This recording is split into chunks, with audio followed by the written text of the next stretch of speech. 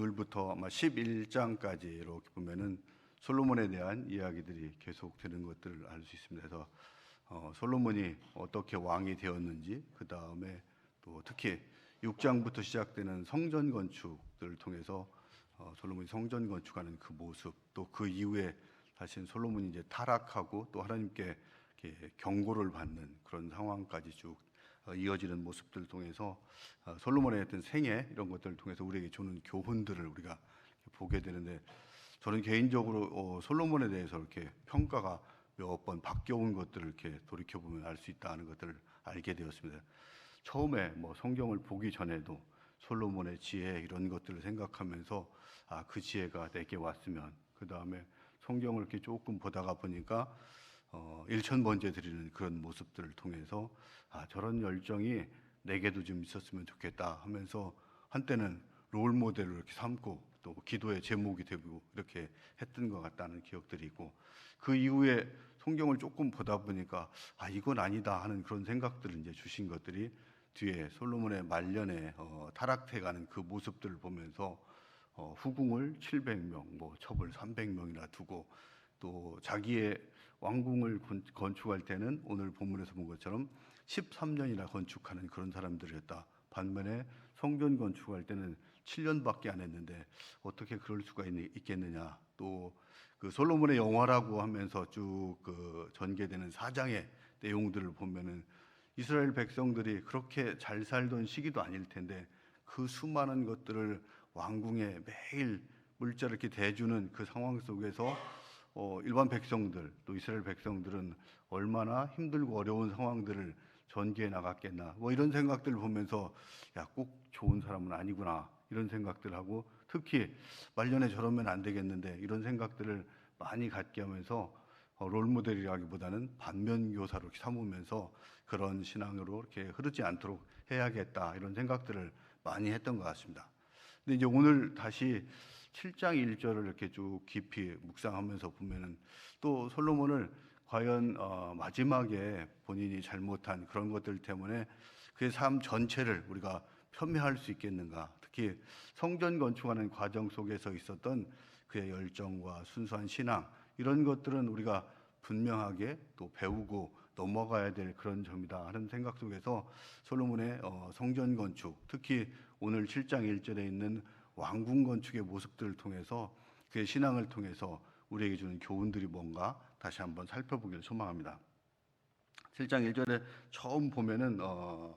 솔로몬은 13년 동안 이렇게 건축을 했다고 나오는데, 사실은 그 앞에 성전 건축을 먼저 이제 7년 동안 한 그런 상황들이 나오면서 그 우선순위가 어디 있는가 하는 것들을 저희들에게 이야기를 해주고 있습니다. 6장 38절에 보면은 11째 해 불월 곧 8째 달에 이렇게 그 설계와 식양대로 성전 건축을 전부 다 마무리했다. 7년 동안 성전 건축을 하였다 이렇게 이야기를 하고 있습니다. 성전 건축을 다 끝내고 그 다음에 왕궁 건축을 한 겁니다. 그러니까 삶의 우선순위에서 성전에 먼저 둔 것이라는 것들을 이렇게 분명히 하고 있습니다. 저희들이 기업도 그렇고 개인도 그렇고 성공을 하고 또 뭔가 현재에서 우리가 만족할 만한 그런 것들을 찾으면은 다음에 만족할, 또 다음에 또 안전을 위해서 하는 행동 이런 것들이, 기업은 아마 돈을 많이 벌면은 R&D 이런 것에 바로 투자를 해서 그 주도권을 계속 쥐어가고 이어가기 위한 그런 노력들을 먼저 할 것 같습니다. 또 좋은 인력들을 계속 채용해서 지금 우리가 이렇게 경험하고 있는 것들처럼 근로자, 또 일반 노동자와 또 오너가 될 수 있는 사람, 아니면 CEO, 또 우수 엘리트라고 할 수 있는 그런 사람과의 그 임금 격차가 정말 몇백 배가 날 수 있는 그런 투자를 해서 좋은 사람들을 계속 영입해서 아마 그런 발전을 지속하려고 할 것이고, 아마 개인이라면은 좀 더 좋은 집, 또 좋은 사무실, 좋은 환경과 여건 속에서 살아가고자 하는 그런 마음들도 있고, 좋은 차도 가지고 또 명품도 하나씩 구입해서 가지고자 하는 그런 것들이 인지상정 일반적인 생각일 텐데, 솔로몬은 지금 사장에 있는 그런 영화들이 본인에게 딱 왔을 때 여기서 한 것들이 아마 왕권을 더 강화하기 위해서 왕궁을 더 먼저 그럴듯하게 지어놓고 그곳에 신하들이 함께 와서 나라를 통치하고 다스리는 그런 일들을 할 수 있음에도 불구하고 그것보다는 하나님과의 관계가 1번이라고 생각하고 먼저 왕궁을 건축하기에 앞서서 성전 건축하는 그 참 모습들, 참 신앙의 모습들을 분명하게 보여줬다 하는 것들을 저희들에게 이렇게 오늘 7장 1절 말씀을 통해서 우리에게 분명하게 보여주는 그 부분들이고, 우리의 삶 가운데에서 우리 삶의 우선순위를 어디에 두어야 하느냐, 이런 것들을 분명하게 전해주는 메시지다, 이렇게 이야기를 하고 있습니다. 이런 하나님과의 관계들은 우리가 늘 통상 예배와 말씀, 또 기도, 또 교회 안에서의 섬김과 봉사를 통해서 이루어진다고 하지만은 실제는 그것보다는 삶의 현장 속에서 우리가 만나는 모든 사람들에게 하나님의 사랑을 전하고, 또 하나님의 통치와 또 다스림이 이 땅에 임한 그 향기를 드러낼 때 우리가 온전히 하나님과의 관계들이 이어지는 것이라고 본다면은, 우리의 삶 속에서 그 우선순위가 또 우리가 매일 오늘 또 하루하루 이렇게 지나면서 만나는 그 사람들에게 전하는 메시지를 통해서 우리의 삶의 우선순위가 어디 있는 것을 분명하게 보여줄 수 있다고 이렇게 보여집니다. 그래서 우리가 오늘 만나는 그 사람들을 통해서 솔로몬이 성전 건축에 우선순위를 둔 것들처럼 우리의 삶의 우선순위가 하나님 앞에, 또 세상 가운데 우리가 만나는 이웃들에게 분명히 주어지는 저와 여러분이 되었으면 좋겠습니다. 두 번째는 솔로몬은 하나님 앞에서 투명하게 살아가고자 하는 그런 마음들을 가지고 있었던 것 같고, 그런 것들이 바로 이 성전 건축과 또 이 왕궁 건축의 위치와의 관계 속에서 우리가 알 수 있는데, 성전의 위치는 개략적으로 이렇게 나와 있고, 또 우리가 추론할 수 있는, 성경 속에서 추론할 수 있는데, 왕궁의 위치는 성경 속에 그 어디에도 이렇게 정확한 위치가 나와 있지 않습니다. 그래서 역사학자들마다 그 위치에 대해서 분분한 어떤 토론도 이루어지고 또 논쟁들이 있고 하지만, 중요한 것은 성전과 왕궁이 별도로 이렇게 분리된 곳이 아니고 아주 인접한 가까운 곳에 있었다 하는 것들에 대한 공통적인 생각들을 가지고 있습니다. 성전과 또 왕궁이 가까이 있다 하는 것들은 하나님의 임재 속에서, 또 하나님의 다스림 속에서 솔로몬이 나라를 다스리고 통치하겠다는 그 마음들이 기본적으로 있는 것이고, 또 내가 나라를 다스림에 있어서 하나님이 늘 바라보고 있는 그 가운데에서 분명한 하나님의 뜻에 따라서 나라를 통치하겠다는 그 마음들이 분명하게 거기에 배어 들어가 있는 그 부분들이라고 할 수 있습니다. 그래서 열왕기상 우리 흐름을 쭉 보면은 6장에서 성전 건축의 이야기가 쭉 가다가 갑자기 7장에서 1절부터 12절 사이에 보면은 왕궁 건축에 관한 이야기들이 쭉 나오고 있습니다. 그리고 나서 다시 13절부터는 성전 건축에 대한 이야기들이 나오고, 그 다음에 성전 봉헌, 그 다음에 솔로몬의 기도, 이런 이야기들이 쭉 진행되는 것들을 보면서 하나님의 구속의 역사와 세상의 역사가 분리된 것이 아니라는 것들을 열왕기 기자도 여기 기록하면서 분명하게 이야기하고 있고, 또 솔로몬도 마찬가지 하나님의 통치와 나라를 솔로몬이 다스리는 그 왕의 통치 행위가 분리된 것이 아니다. 하나님의 임재와 역사 속에서, 또 하나님의 섭리 속에서, 하나님의 인도하심 속에서 그 나라를 다스릴 때 이 분명하게 제대로 다스릴 수 있다 하는 그 생각 속에서 솔로몬은 왕궁과 또 이 성전을 같은 위치에다 건축을 하면서 그 다스림을 받기를 소망하고 이렇게 나간 것으로 이렇게 보여집니다. 이런 것들은 우리가 어떠한 상황 속에서도 하나님이 우리 삶 가운데에서 이렇게 임재하고 계시고 또 통치하고 다스리고 계신다는 것들은 솔로몬뿐만 아니고 우리 삶 가운데도 함께 있는 것들이고, 우리가 늘 슬플 때나 또 괴로울 때, 기쁘고 즐거울 때 늘 하나님이 함께 하신다는 그 역사 속에서, 또 그런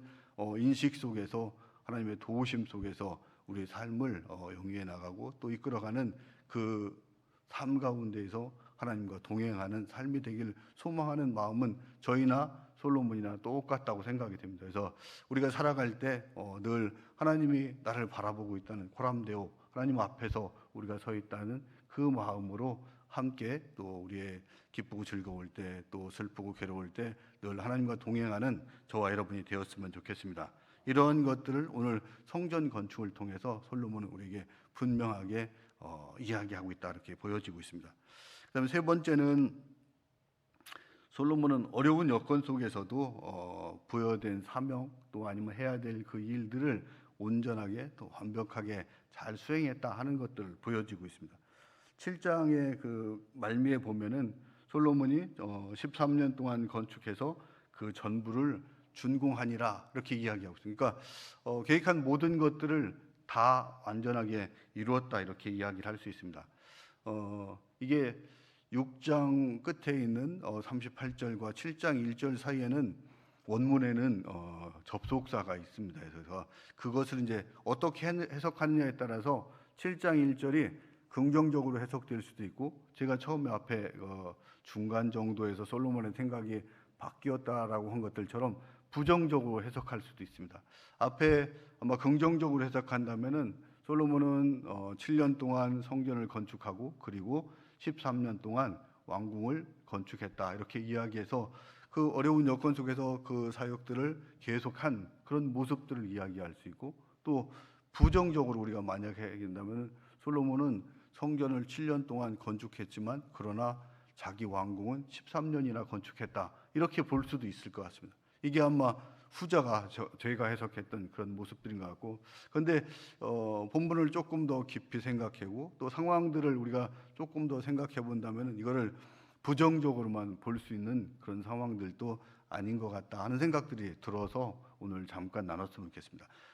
이 부분들이 7년, 13년이 단순히 그 기간의 2배라고만 볼 수 있고, 그 2배 걸렸다고, 2배 소요됐다고 해서 왕궁에 건축하는데 솔로몬이 혼신의 노력을 다하고 또 성전 건축하는 데는 덜했다고 보기가 어려운 부분들이 있습니다. 우선 규모 면에서 성전과 또 왕궁은 그 차이가 분명하게 있습니다.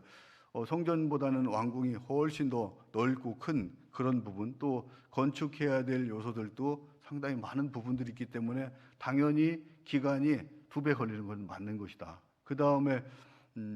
같은 7년, 13년이 단순한 물리적 비교에 의해서 수치적으로 2배다 이렇게 볼 수 없는 그 이유 중에 하나도 앞에 7년은 아마 백성들도 하나님께서 주신 그 계획에 의해서 위대한 일, 하나님의 일을 감당하기 때문에 자발적으로는 아니었겠지만 어쨌든 솔로몬이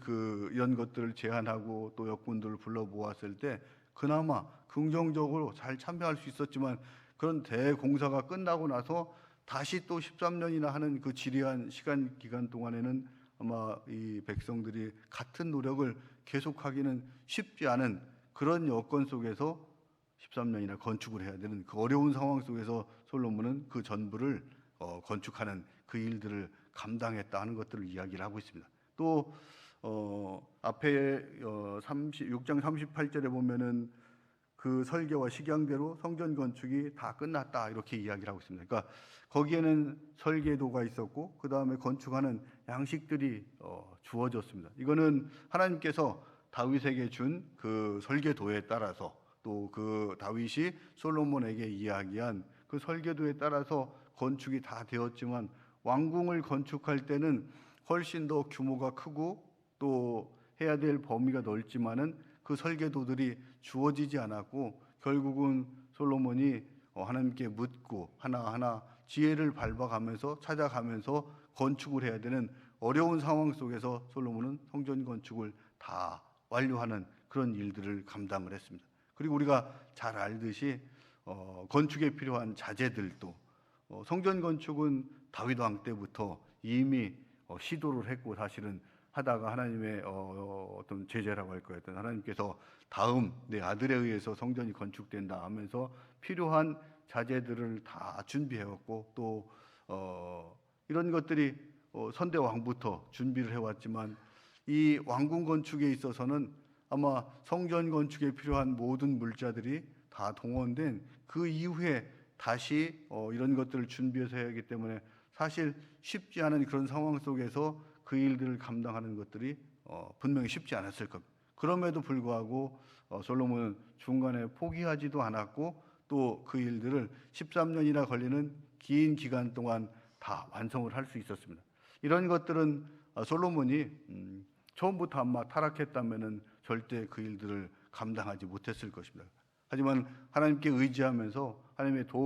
도우심 속에서 그가 또 지혜도 구하고 또 나라를 통치하는 데 있어서 하나님의 도우심이 있었기 때문에 그 일들을 분명하게 감당해서 전부를 준공할 수 있었다. 이렇게 보여지면서 우리의 삶 가운데에서도 마찬가지 힘들고 어려운 상황 속에서 우리가 어떤 일을 감당할 때 하나님이 함께 동행하시고 또 그 일들을 감당하고 또 거기에 역사가 일어나면 힘들고 어려운 일도 분명히 감당할 수 있다 하는 것들을 보여주면서 우리가 어떤 일을 감당할 때 나의 힘과 능력이 아닌 하나님의 힘과 능력으로 감당해라 하는 것들을 오늘 왕궁 건축에 관한 기사 7장 1절 한 절 말씀을 통해서 우리에게 분명하게 전해주시고 있다 이렇게 보여집니다. 다만 더 중요한 것들은 솔로몬이 이렇게 지혜 있게 또 하나님과 동행하면서 하나님의 어떤 도우심 속에서 그 큰 일들을 감당했는데 이 위대한 솔로몬도 결국은 노년에 하나님으로부터 경고를 받고 그 아들대에서 나라를 빼앗아서 신하에게 준다는 그런 경고를 받게 되는데 이런 것들이 결국은 하나님으로부터 멀리 떨어졌을 때 나온 것들이고 이방 여인을 하나 둘씩 이렇게 받아들이면서 작은 것에서부터 자기가 끊어야 될 그 죄악들을 끊지 못한 것에서 결국은 젊을 때는 본인의 의지도 있으니까 또 하나님께 더 의지하면서 그런 이 문제 또 어떤 그 난관에 빠지는 것들로부터 벗어날 수 있었지만 결국은 나이가 많아졌을 때는 그것들을 끌어내지 못하고 그것에 빠져버리는 그 일들을 감당하는 것들, 그 일들을 당하는 것들을 보면서 우리의 삶 가운데에서도 우리가 분명하게 끊고 넘어가야 될 것들, 그 다음에 하나님과의 관계가 친밀하게 유지되지 않으면은 우리 속에 있는 그 죄성 또 죄악에 의해서 결국은 우리도 다른 곳으로 빠질 수밖에 없다 하는 것들을 이야기해 주면서 하나님과 친밀한 관계를 맺어달라 하는 것들을 메시지를 또 우리에게 교훈으로 이렇게 주시고 있다 이렇게 생각이 됩니다. 여기 계신 모든 분들 아마 지금까지 쭉 해오시는 대로 하나님과의 어떤 말씀과 또 기도 예배들을 통해서 그 친밀한 관계를 늘 유지하고 있기 때문에 큰 문제도 없을 것이고 앞으로도 그 관계들이 계속 유지되어 나아갈 수 있다고 저는 확신하고 있습니다. 그런데 이런 것들이 우리의 교만으로 중간에 또 멎어지지 않도록 이것이 우리의 힘과 능력으로 되는 것이 아니고 성령님의 도우심 속에서 그 일들이 감당되어질 수 있다는 것들을 기억하면서 오늘도 주님께 의지하고 나아가는 저와 여러분이 되었으면 좋겠습니다. 아멘. 그 말씀을 기억하면서 잠시 기도하는 시간 갖도록 하겠습니다.